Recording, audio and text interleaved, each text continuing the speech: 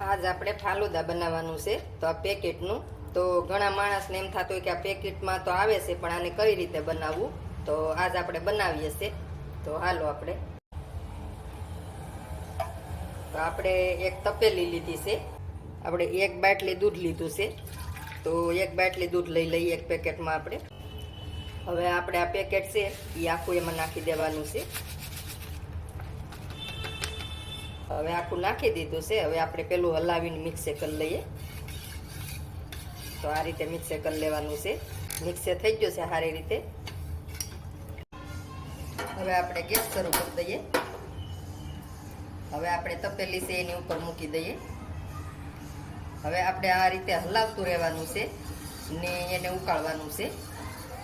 આ રીતે આપણે ધીમે તાપે સડવા દેવાનું છે તો જોવો તમે આ ઉકળે છે તો એ પછી જોવો જાડું થઈ ગયું છે તો 10 થી 15 મિનિટ સુધી આપણે ઉકાળવાનું છે તો ધીમા ગેસે ઉકાળવાનું છે તો આ રીતે જોવો તમે જોઈ શકો છો હવે આપણે 15 મિનિટ થઈ ગઈ છે તો હવે આપણે ગેસ બંધ કરી દઈએ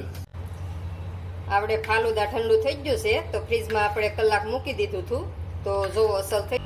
એમાં આપણે થોડાક કાજુ નાખી દઈએ થોડીક બદામ નાખી દઈએ થોડીક તૂટી ફૂટી નાખી દઈએ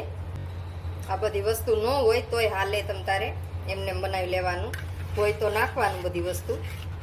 હાલો હવે આપણે ગ્લાસમાં પીરસી લઈએ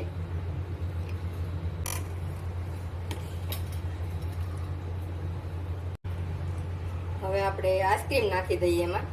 તો ગમે આઈસ્ક્રીમ હોય હાલે હવે ઉપર આપણે કાજુ નાખીએ થોડા બદામ નાખીએ થોડી